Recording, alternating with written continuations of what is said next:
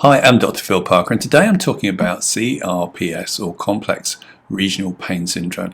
Now, if you've come to watch this video, the chances are you've heard of it because most people haven't. It's quite a rare illness and disorder, so rare in fact that many doctors never actually stumble upon it, and so there's not a great amount of understanding or information about it. So this video is to try and get some basic building blocks of what's going on and to give you some ideas of what you can expect and what treatment options there are.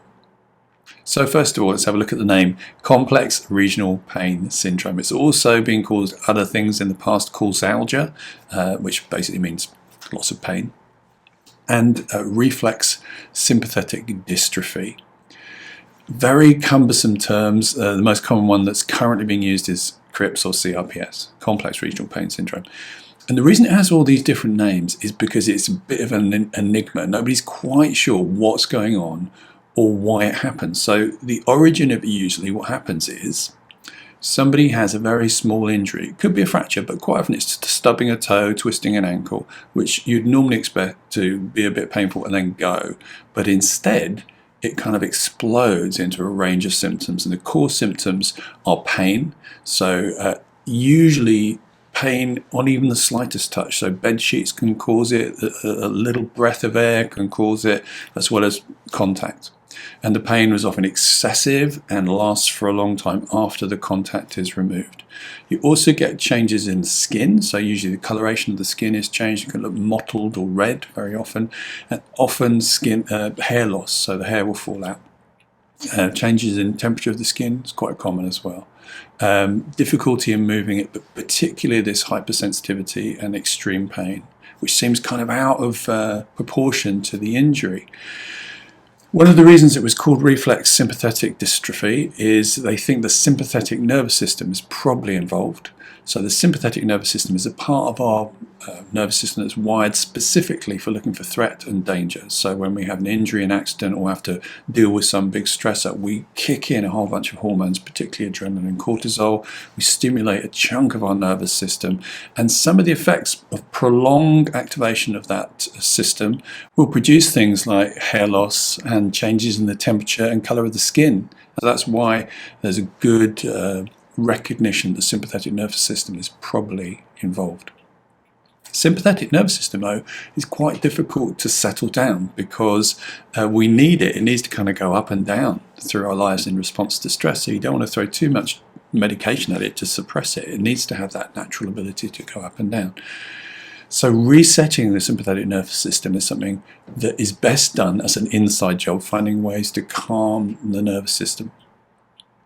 The current treatment for CRPS is some rehab, so physio and OT, to help people to manage the pain and to retrain their brain. It's quite slow and kind of successful, but often takes a long time and very incremental steps.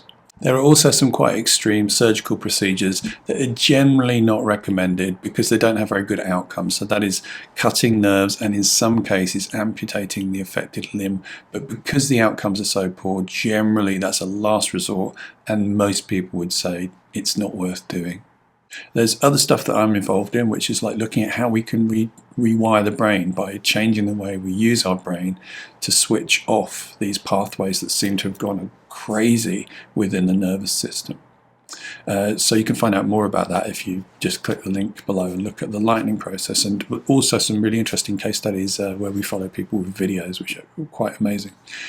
Usually CRPS affects, according to the studies, as the statistics, it affects mostly women in their 40s, but we have seen a huge amount of kids with it.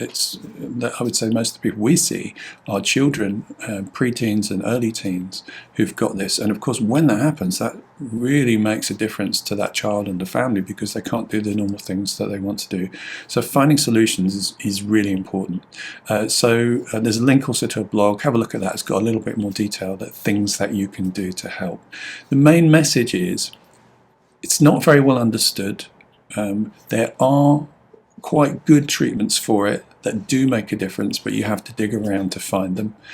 and to stay positive and optimistic and hopeful and find your way through it, and know that you're not alone. You may have that experience that nobody really understands what's going on, because it is quite a rare condition, but there are people who have had it and recovered using various approaches. So seek them out and find your way through this really tricky and complicated thing that's kind of suddenly descended on your life.